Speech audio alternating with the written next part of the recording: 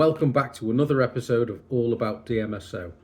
And in this instalment, we're going to explore several different approaches to applying DMSO, drawing upon a combination of literature, scientific studies, and personal experiences. Now, DMSO possesses a complex legal and ethical background, with regulations varying considerably across different countries. In some regions, its medical use is permitted due to recognised potential benefits, whereas others restrict it because of historical concerns, limited research investment, or lengthy regulatory processes. If you're considering DMSO for personal wellness, alternative therapies, or veterinary use, it is vital to be aware of the specific laws and policies relevant to your location. These complexities contribute to the challenges in sourcing clear and specific information about DMSO and its applications. Faced with the scarcity of accessible information, my motivation for making these videos is to gather and present useful details for those who may need them. The content I share is primarily sourced from reputable books, documented scientific studies, and first-hand accounts from fellow DMSO users.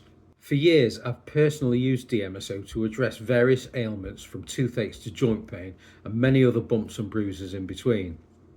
I've always ensured that it's diluted with deionized water before use, and although I've never combined it with other substances, I frequently encounter reports from others who mix DMSO with additional ingredients, and many of my reference books highlight its versatility. DMSO is often described as suitable for a range of DIY uses, from calming pain relief creams to moisturising skincare products. And inspired by these accounts, I've purchased several of the ingredients listed, and in future episodes I intend to follow some of these recipes, test them, and share my experiences with you. Several of the ingredients I've purchased are called base ingredients and will form the bulk of the recipes. I've purchased unscented lotion, unrefined shea butter, aloe vera gel, and fractionated coconut oil. They will provide the texture and consistency and will be responsible for the overall application experience. These base ingredients provide a physical substance and allow the active ingredients to be held together in a safe form as well as be spread over a large area. They can also help protect certain active ingredients from degradation by air, light, or digestive enzymes, ensuring the product's efficacy and shelf life. They also contribute to the desired consistency, texture, colour, and fragrance of the final product. I've also purchased a few essential oils as well. So we've got eucalyptus, what's this? Rosemary oil,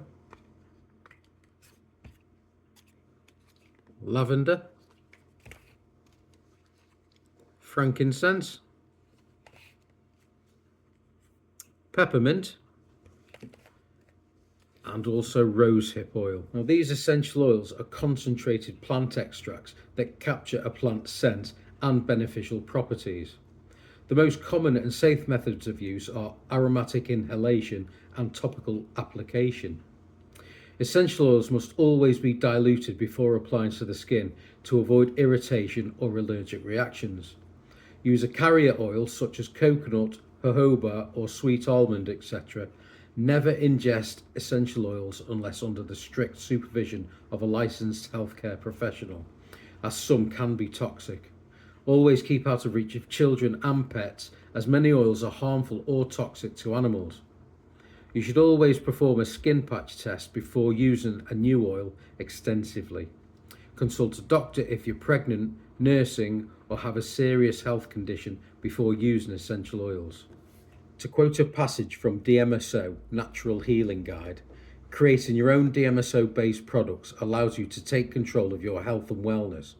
You can adjust ingredients to suit your preferences, combine DMSO with complementary remedies, and avoid unnecessary additives found in many store-bought options. A DMSO Natural Healing Guide, written by Optilife Publishing, offers comprehensive information on DMSO and its potential uses as an alternative healthcare remedy. The book features numerous recipes, practical tips for safe application, and important safety guidelines for newcomers to DMSO. Overall, it serves as an excellent introductory guide and is highly recommended for those starting out.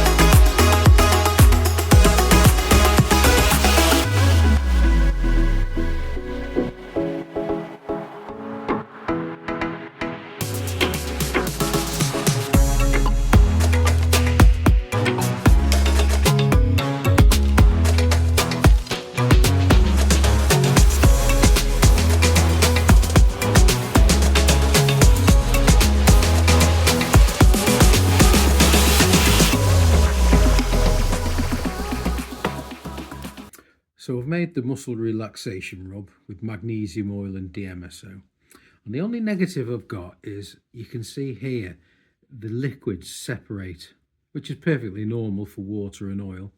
But I think a good shake just before application,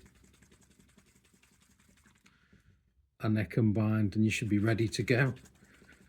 So I'm going to test this out a few times and I'll let you know the results.